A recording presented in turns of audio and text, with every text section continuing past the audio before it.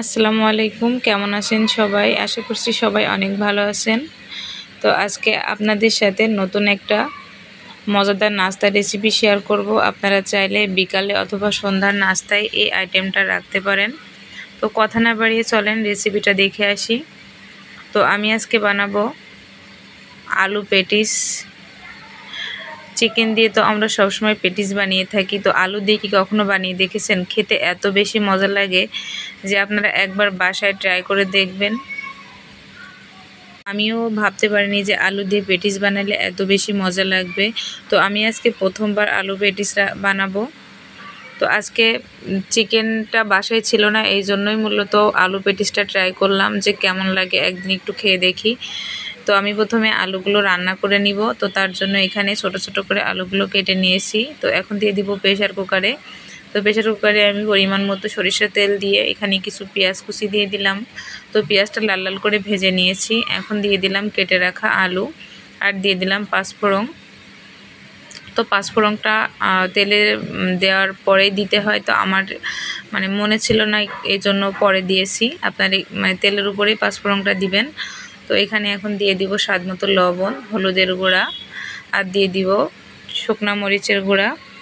তো দিয়ে সব কিছু খুব ভালোভাবে নাড়াচাড়া করে নিলাম। নিয়ে এখানে দিয়ে দিলাম আদা বাটা, রসুন বাটা আর জিরা বাটা। তো আমি 1 টেবিল চামচ করে ইউজ করেছি।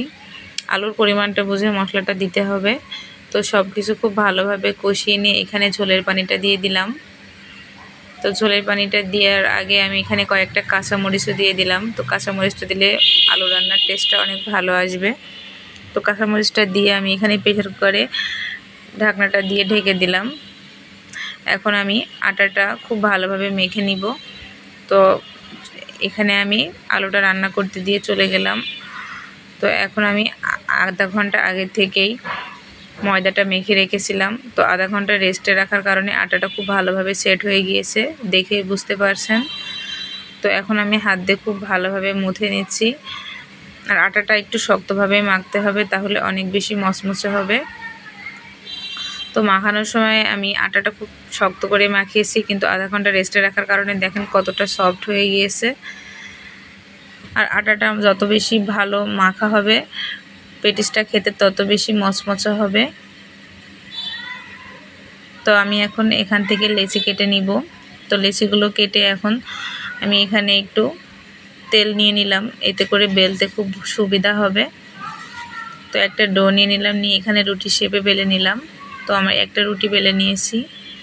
এখন এখানে কর্নফ্লাওয়ার, একটু ময়দা আর সাদা তেল দিয়ে খুব ভালোভাবে মেখে নিয়েছি। এখন এই রুটির উপরে এটা খুব ভালোভাবে মাখিয়ে নিলাম, এতে করে ভিতরের লেয়ারগুলো খুব ভালো হবে আর পেটিসটা অনেক বেশি মচমচে হবে। তো এইটা খুব ভালোভাবে আটায় মাখাতে হবে। তো মাখানো হয়ে গিয়েছে। এখন আমি পরোটার শেপ দিয়ে কয়েকবার ভাঁজ করে নিব আর বেলতে থাকব।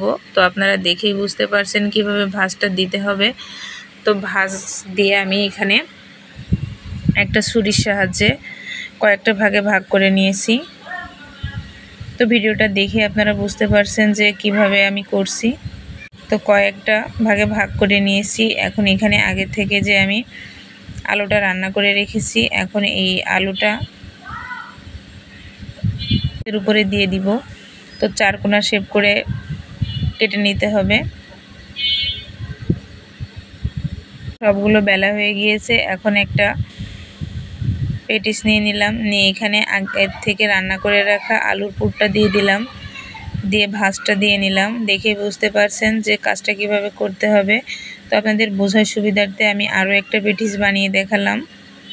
তো ঠিক একইভাবে আমি সব পেটিসগুলো বানিয়ে নিচ্ছি। তো আমার পেটিসগুলো সব বানানো হয়ে গিয়েছে। আমি এখন ওভেনে বেক করে নিব। আপনারা চাইলে এই পর্যায়ে এটা চুলায়ও বেক করে নিতে পারেন। এতে করে আগের থেকে চুলাটা ফ্রি হিট করে নেবেন 5 মিনিট। তারপরে একটা স্ট্যান্ড বসিয়ে তারপরে যে প্লেটে আপনারা বেক করবেন সেই প্লেটে দিয়ে স্ট্যান্ডের উপরে বসিয়ে কিছু 20 মিনিট ঢাকনা দিয়ে ঢেকে জাল করে নেবেন, তাহলে একদম রেডি হয়ে যাবে পেটিসটা। তো আমি করে একটা পিৎজা ট্রে নিয়েছি, এখন এর উপরে দিয়ে দিলাম। দিয়ে এখানে একটা ডিম নিয়েছি, ডিমের সাদা অংশটা বাদ দিয়ে আমি কুসুম নিয়েছি। তো কুসুমটা খুব ভালোভাবে ফেটে নিলাম, নিয়ে একটা ব্রাশ নিলাম, এর সাহায্যে আমি পেটিসের উপরে খুব ভালোভাবে লাগিয়ে নিলাম, এতে করে কালারটা খুব ভালো আসবে।